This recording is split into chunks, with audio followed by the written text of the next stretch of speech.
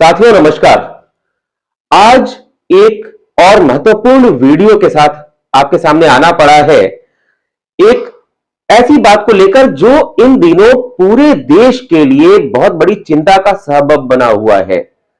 आप जानते हैं कि उत्तराखंड के उत्तरकाशी में सिलक्यारा में लगभग 14-15 दिनों से 41 मजदूर एक सुरंग में फंसे हुए हैं और उनको निकालने की बहुत सारी कोशिशें की जा चुकी हैं। अमेरिका से मशीनें आई, ऑगर मशीन जो पहले ऑगर मशीन थी वो भी टूट गई, खराब हो गई, और दिल्ली से आई ऑगर मशीन भी टूट गई। कल उसका ब्लेड टुकड़े टुकड़े में निकाला गया, पूरी तरह से बर्बाद हो गई मशीन। और अब आगे का काम लगभग 10 मीटर बचा हुआ है। 41 मजदूरों को निकालने में केवल 10 मीटर की दूरी बाकी है, लेकिन फिर भी अभी तक उनको नहीं निकाला जा पाया है। सोचिए उन लोगों के ऊपर क्या गुजर रही होगी। लेकिन क्या इस बारे में किसी ने ध्यान दिया कि बार बार जब लगता है कि उन मजदूरों को निकालने के काफी निकट पहुंच गए हैं हम लोग, फिर भी ऐसी अड़चन क्यों आ जा रही है, बार बार क्यों बाधा आ रही है? वे 41 मजदूर जिंदगी और मौत की जंग में फंसे हुए हैं, जद्दोजहद कर रहे हैं, किस तरह से उनका जीवन बच सके। पूरी सरकार आज विफल नजर आ रही है। उत्तराखंड की सरकार हो, दिल्ली में बैठी मोदी जी की सरकार हो, विफल नजर आ रही है। कारण पता है? प्रकृति के साथ छेड़छाड़, जिसकी बात हमने पहले भी की थी, और उससे भी बड़ी बात है संस्कृति के साथ छेड़छाड़, संस्कृति को नष्ट करने का प्रयास। जो सरकार आज खुद को संस्कृति के संरक्षक सरकार के रूप में साबित करने पर तुली है, उसी सरकार ने संस्कृति के साथ इतना छेड़छाड़ किया कि आज उन मजदूरों के जीवन पर उसकी छेड़छाड़ भारी पड़ गई। उनका परिवार आज बिलख रहा है, कलप रहा है, रो रहा है। देश की दुआएं हैं उन मजदूरों के साथ, उनके परिवार वालों के साथ। हम सभी चाहते हैं कि वे मजदूर सकुशल, स्वस्थ, जल्द से जल्द बाहर आ जाए और अपने परिवारों से मिल सके, लेकिन ऐसा नहीं हो पा रहा है। आप जानते होंगे कि उस सुरंग को बनाने के लिए प्रकृति को तो तहस नहस किया ही जा रहा था।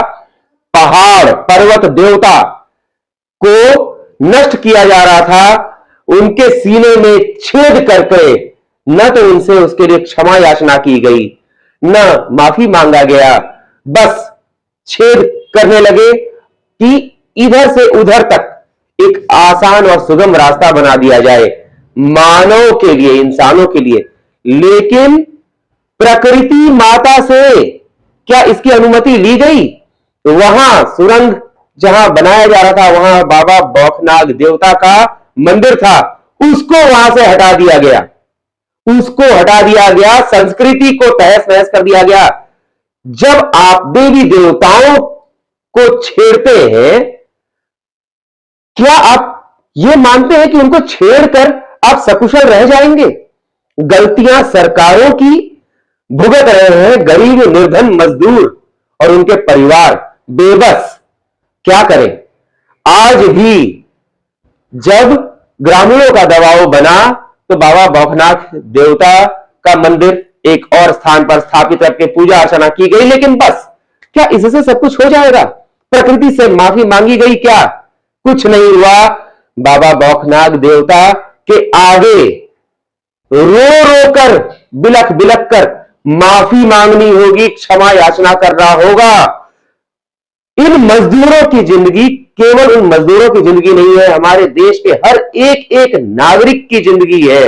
हर आदमी कल इसी तरह से तड़पने को विवश हो जाएगा यदि इन सरकारों ने प्रकृति और संस्कृति के साथ खिलवाड़ करना बंद नहीं किया तो। आज भी समय है। लगातार हमेशा खबर मिलती है कि बस मजदूरों को निकालने की तैयारी हो चुकी है, बहुत जल्द ही अच्छी खबर आएगी, मजदूर किसी भी समय बाहर आ सकते हैं। शुक्रवार को तो यहां तक समझ में आया था, सुनने को आया था कि कुछ ही घंटे बाकी हैं, मजदूरों को निकाल लिया जाएगा। लेकिन शुक्रवार बीत गया, शनिवार बीत गया, रविवार बीत गया, बीतता हुआ नजर आ रहा है, आधा दिन तो पार हो गया। अब मैनुअल डिगिंग यानी मानवीय रूप से खुदाई का काम किया जाएगा और मजदूरों को निकालने का प्रयास किया जाएगा। इसमें और लंबा समय लगेगा। लेकिन जो देश के प्रधानमंत्री हैं, क्यों नहीं वे प्रकृति के आगे आकर उस स्थान पर बाबा बौखनाग देवता के सामने नतमस्तक होकर, सब जगह तो वो चले जाते हैं, सर झुका देते हैं, उनके आगे नतमस्तक होकर क्षमा मांगते हुए, मजदूरों की जान की भीख मांगते हुए क्यों नहीं आ रहे हैं? और क्यों नहीं उनको निकालने के लिए पूरा संस्कृति का सहारा ले रहे हैं? प्रकृति का क्यों मान मर्दन किया जा रहा है?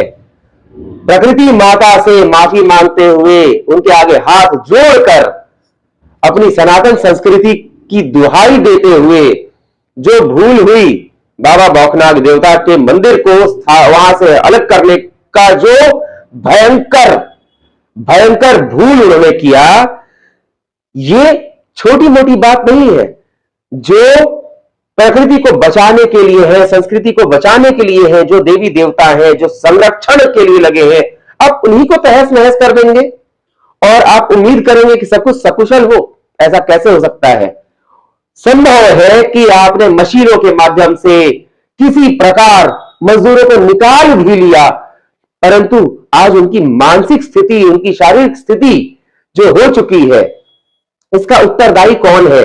आज भी समय है उन मजदूरों के लिए, उनके परिवारों के लिए और अपने देश के लिए, देश के हर एक नागरिक के लिए संस्कृति और प्रकृति की पूजा करते हुए, हाथ जोड़कर, हृदय से माफी मांगते हुए यह आराधना कीजिए। प्रधानमंत्री जी, उत्तराखंड के जो सीएम है पुष्कर सिंह धामी जी, आपसे आग्रह है कि ऊपर वाले का खौफ खाइए, संस्कृति की मर्यादा समझिए, प्रकृति के साथ छेड़छाड़ बंद करते हुए प्रकृति माता के आगे, बाबा बौखनाग देवता के आगे नतमस्तक होकर मजदूरों के जान की भीख मांगते हुए उनको सकुशल निकालने का प्रयास कीजिए।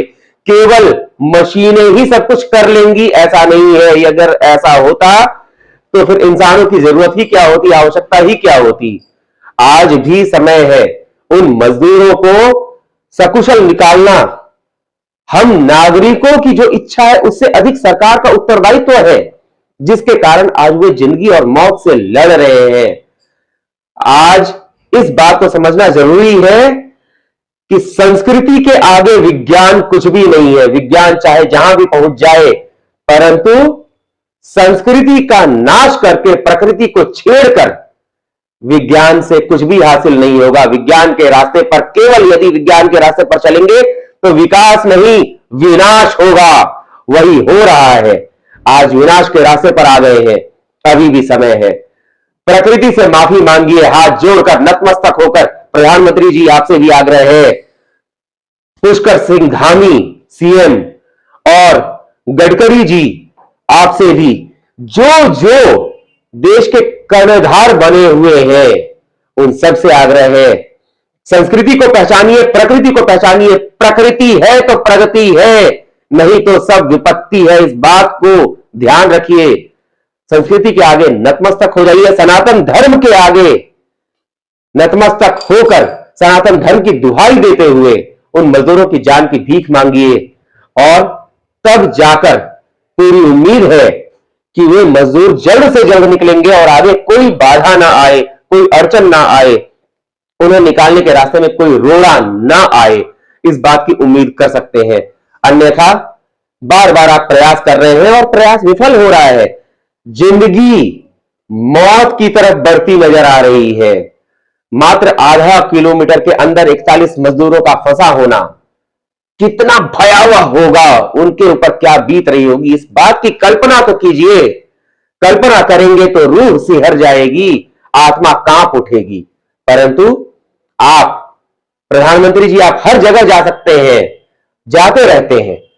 एक बार वहां जाकर बाबा बौखनाग देवता के आगे नतमस्तक होकर, पर्वत देव के आगे नतमस्तक होकर पर्वतराज से क्षमा मांगिए और मजदूरों के जान की भीख मांगिए। इसी में सबकी भलाई है, उन मजदूरों की भी, उनके परिवार की भी, देश के हर एक नागरिक की भी और आपकी भी। इस बात को मानिए, समझिए और इस बात पर अमल कीजिए। हो सकता है कि वो मजदूर जो आपकी अपेक्षा है उससे पहले सकुशल बाहर निकल आए। प्रकृति को मत छेड़िए, संस्कृति को मत बर्बाद कीजिए, सनातन धर्म के साथ मत खेलिए। बाबा बौखनाग देवता के आगे नतमस्तक हो जाइए और उन मजदूरों के जान की भीख मांगिए। नमस्कार।